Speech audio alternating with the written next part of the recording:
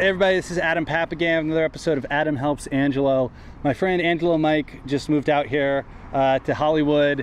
He's given it his best shot. I admire that. That's what California is all about, is about moving here and trying things and pursuing your dreams.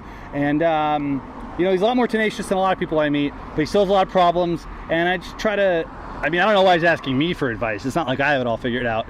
But I can at least try to help him, and then you too, if you also have some of these same problems that he has. And here he comes right now, Angelo Mike.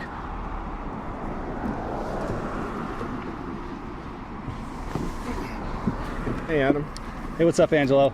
Thanks for having me on. I'm going to need the mic for this one. Yeah. So, my problem is I want a faster car.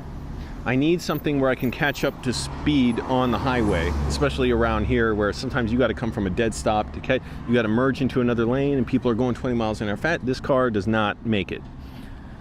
But here's my problem with newer cars. First of all, I hate giving dealerships money. Won't do it. I'll buy an older car if I ever get another one. If I can't keep this one and restore it for the next 10 years and replace everything in it.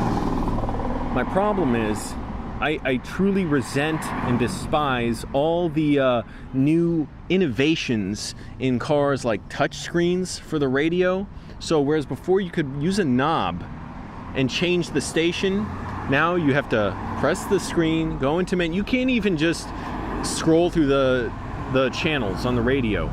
You need to pull up a menu and press the buttons for the channel, the station, and pull up the station. Because if you try and do the thing where even if you're able to like skip forward in channels and it scans for one, a lot of times it'll miss one that has a good connect signal, but the radio is determined, oh, it's not good enough for me. It's not, just doesn't strike me the right way. So new cars, because I rented one when I was in Virginia recently, I'm like, screw this. Why is this an innovation? So it's because they want to keep their jobs. Whoever's designing this stuff, they want to say, well, it's a new innovation.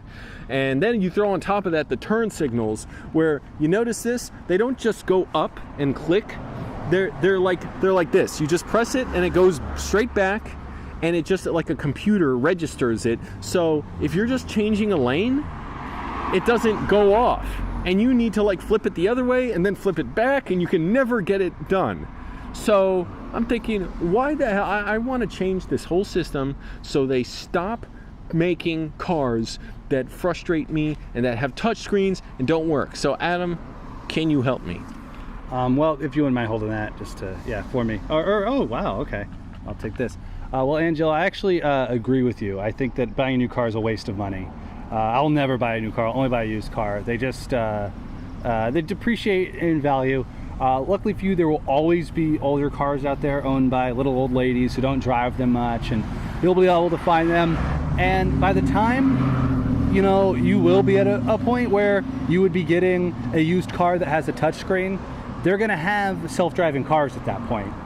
So you won't even need to worry about it. You could just hop in one of these self-driving cars. These are all kind of anything with cars is sort of a backwards looking problem, if you ask me, because very, very soon these cars will be able to drive themselves. And so there goes traffic, there goes the need for, you know, subway systems and stuff, because the self-driving cars can just use the infrastructure that we already have here on the roads. And then, you know, on top of that, the cars will run on hydrogen or electricity or whatever, and will actually be more efficient. So I think don't worry with the car. You know, you'll definitely, you know, especially these Asian cars, these Toyotas, Hondas, Nissan, you know, the rest. They last for years and years and years. Parts are pretty cheap. They're pretty easy to fix. So I would say don't even worry about getting a new car. Just stick with the old cars that you were used to.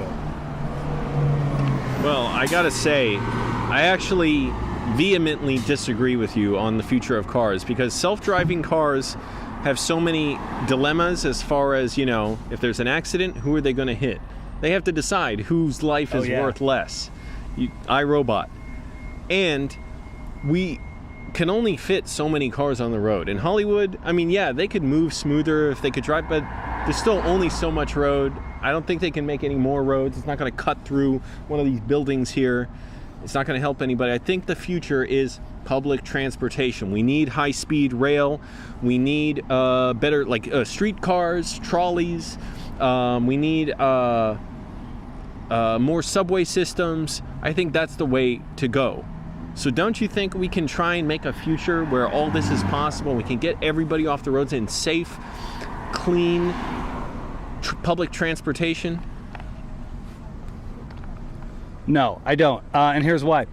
The problem with the trains is that they don't, the last mile is what they call it, is you can get, maybe a mile from your house, but then on the train, but then you've got to, walk the rest of the way, take a bus or whatever.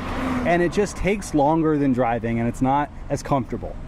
And so people aren't going to want to take a crowded bus or train with a bunch of people in it now that they've already opened the Pandora's box of being able to enjoy your own vehicle.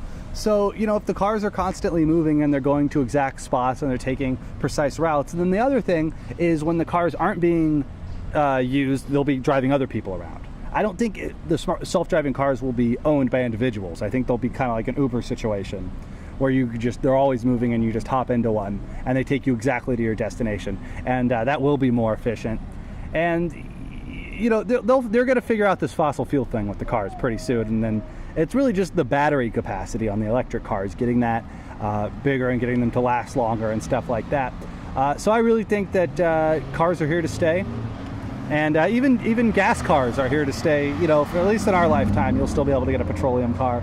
And there's room for everyone. But if you do want to take the train, it's your business. I'll let you have the final word on that. And also, I just want to say, don't even get me started on airplanes. I refuse.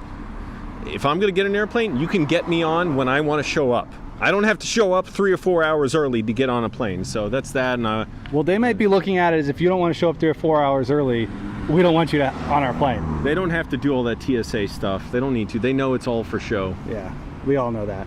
Well, I think everyone can agree that airport security is annoying. But I hope that I've helped you out today, Angelo, and maybe some of you, if you have your same problems as Angelo, will also be helped out as well. So this is Adam Papp again. Thank you, Adam. Adam helps Angelo. I'll take the tripod there.